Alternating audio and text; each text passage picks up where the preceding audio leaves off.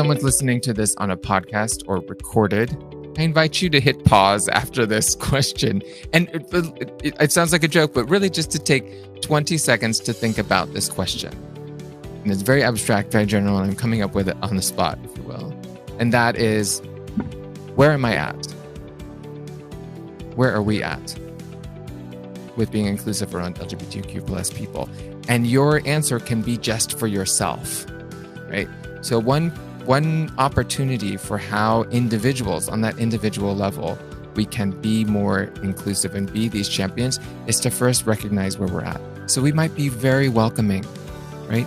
We might be very, having a desire to be welcoming and inclusive, but unsure about X. And X could be language. X could be about not offending people. X could be about knowing where to start. So I invite people when I work with teams to actually, we do activities. I have a worksheet that we go through where we actually are able to really list out where we feel, what we know about ourselves and what we sort of values we have, but also where we feel like there's an opportunity to learn, or where we feel we have some sort of anxiety or insecurity or challenge. So I suggest to start there and just be honest with yourself. That information is just for you. So you can hit pause now if you're watching this in a recording and say, okay, where am I at on my journey about being more inclusive? And then following up immediately with that, something you can do is educate yourself, right? Or educate others. We all have things that we need to learn more about. And this isn't anything wrong with us. This isn't a failure. It is an invitation, an opportunity to grow.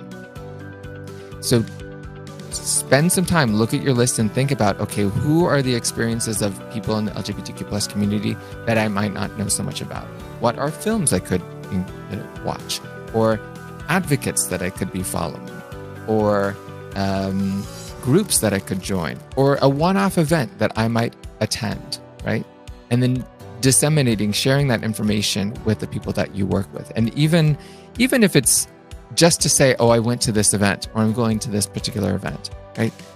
Every little moment, that in itself is a workplace culture changing moment. So step one, think about where you're at. Do your self-assessment. We can also do this with organizations. 2, educate yourself and educate others along the way. Another specific one, this is very concrete, is around pronouns. This is something you'll see right now, I think. If I did StreamYard correctly, you hopefully see the pronouns that I use, right? So being able to put our pronouns in places where they are visible, it really signifies that we are being thoughtful about gender diversity. It allows those who may be less comfortable about being in the workplace to feel safer to share their own pronouns or to be themselves in whatever way they wish to disclose.